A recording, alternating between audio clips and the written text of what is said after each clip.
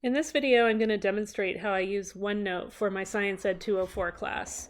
And specifically, I'm going to show you how Class Notebook works. That's a feature of OneNote. But first of all, OneNote is both an app, so you see it as an app here on my desktop, as well as part of Office 365, so you can go get to it either one of those ways. I usually use the app. I find it to be faster, but they sync with each other. So if you look here at my class notebook, you'll see that my Science Ed 204 class notebook is here. It's one of 3 notebooks that I happen to have. And so you can set up multiple notebooks in OneNote. I use the other notebook for just my own note taking, and that's not a class notebook, that's just my own. If you go to class notebook here in the app, it will have the option to create a class notebook. So I'm going to go ahead and launch that. And importantly, what it does then is it goes to the Office 365, the online version of OneNote. It automatically takes you there. There's some things in OneNote that I found you have to do in this online version, but most of it you can do on the app. So it's pretty easy to set up a class notebook. You can just kind of takes you through the steps, and it shows you the different things that are in a class notebook: collaboration space, content library, and student notebooks. So I'll show you all those things when I go back to my notebook. You can add other teachers, so this is useful if you have somebody shadowing, or you're shadowing, or you have a TA, or you simply want somebody to help you test it out. And then here, I believe you can just copy and paste your student list when you go to Web4U and download your email list for your students in your class. You can just copy that whole thing and paste it right here. And so I'm not going to go through the whole process, but that just gives you kind of an idea of how to start out and how easy it is to set one of these up. Once you do that, you get the students each get their own notebook, and you are able to then also add different sections to both your parts of the notebook and their parts of the notebook. And so that's what these things are for.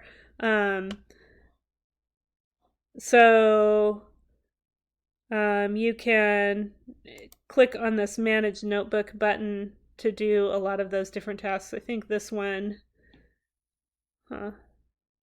okay, here we go. This one also takes you to Office 365.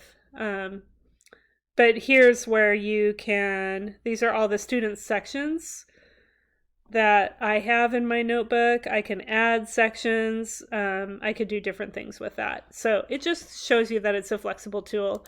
But the real usefulness of this comes in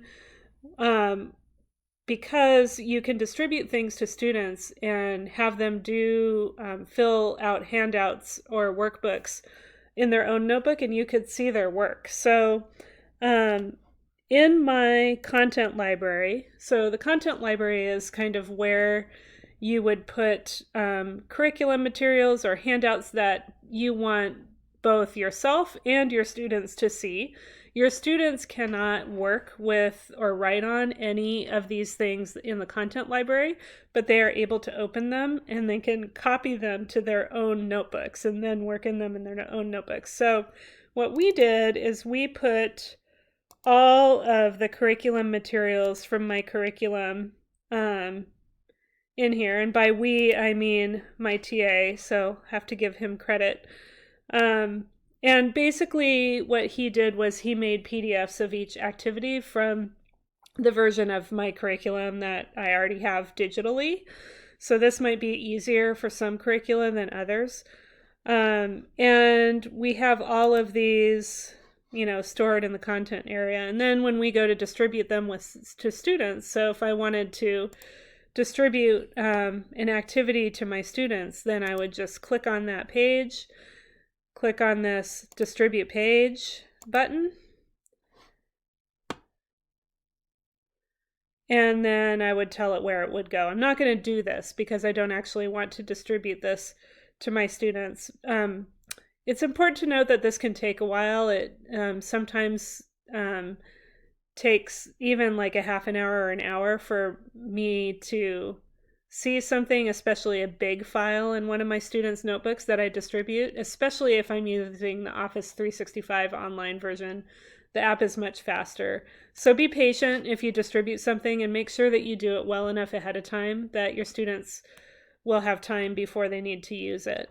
Let me go back to that distribute page function again so that you can see the different options. This is just distributing a page to every one of your students, to the same section for all of them. You can use individual distribution to hand something to an individual, or a handful of individuals. Group distribution, I'm not exactly sure how that works. It probably gives you names that you can select, or maybe I have heard that there's a function that allows you to create groups in a notebook. I have not explored that. And then this function allows you to distribute something from one notebook to another notebook. You can also make a new section and then distribute that to all your students. That's what I did with a section that I call workbook. So I made this new section and then made subsections in there for each of the chapters of the notebook that I was using this quarter. So that's kind of how this is structured, and the real power of this comes when you look at what students can actually do. So we have a set of touchscreen laptops, a classroom set now in SMATE, where people can choose to either type or draw in their notebook. And you can see Blanche was helping me test this out. She could type, if you double click on something, and it turns out I guess I can type in Blanche's notebook too, and put comments in there. So you can give feedback to individual students via OneNote. You could draw, they could draw, you can type, they can type. You can do stuff like that. And this is really nice when you do want, I know that in my curriculum, you want students to be able to draw things or fill out energy diagrams or things like that. And so it's really nice to use that stylus and the touchscreen capability that we have now. Not all students have styluses for their own personal devices. And so the things that they actually turn in, they need to figure out, so the homework that they do, they need to figure out some way to do their homework in a way that's comfortable for them. And my students will frequently, they do a number of things. So some of my students have styluses and they'll draw right on their notebook. Some of them do just typing and they use the drawing tools that are available like just with a mouse in OneNote if they don't have a touch screen. Some people will actually print out, export a copy of the handout and print it out and write or draw on it, and then just take pictures of it. And then what I have my students do is they upload them to Canvas. Unfortunately, OneNote is not integrated with Canvas, so you have to have them do this two-step thing of downloading it from OneNote and then uploading it to Canvas. But the uploading to Canvas is good for assignments that have due dates, because then you know that they've turned them in on time. It's synced up with the grade book and all of that stuff. And so I've found that to be really handy. And then you could use SpeedGrader also. So I have used a combination of OneNote and Canvas. And in fact, I think that I have up in my content library, no, maybe not. I thought I had something about that in my content library that talked about how to use OneNote, but it might be actually in Canvas and not OneNote. Let's see.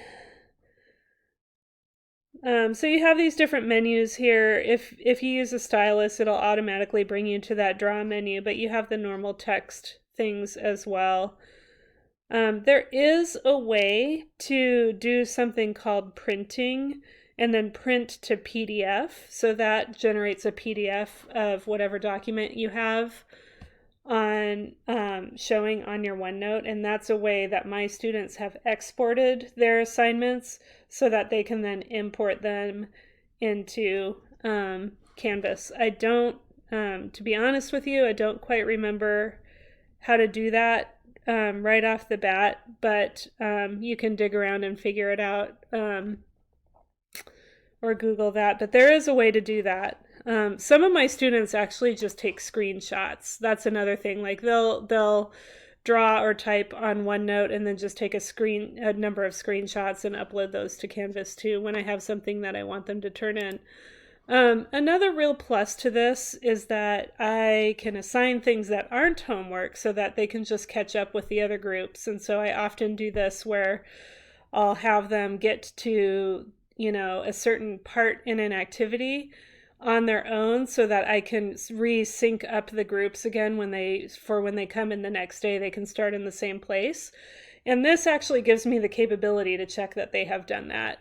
It also gives me the capability of looking in their activities to see if students are struggling, what different ideas they have, so that I know how to target them when I interact with them in class. So it's a really great real-time way of knowing what your students are doing. So most of the time in OneNote, I'm kind of going back and forth between the content library and then distributing stuff to my students. I want to show you a couple things that I have under the teacher only section. That is, as it sounds, it's a section that your students don't see. I have things like prep notes in here. And then we've been using OneNote to kind of make notes when we find that there's an item missing from the prep notes or we want something different or something like that. So that's been really useful. I do all my lesson planning here. And so I just have a template that I copy from day to day. And you can kind of see, how I do that. And that way my TA, who's also an instructor on the course, can see this as well.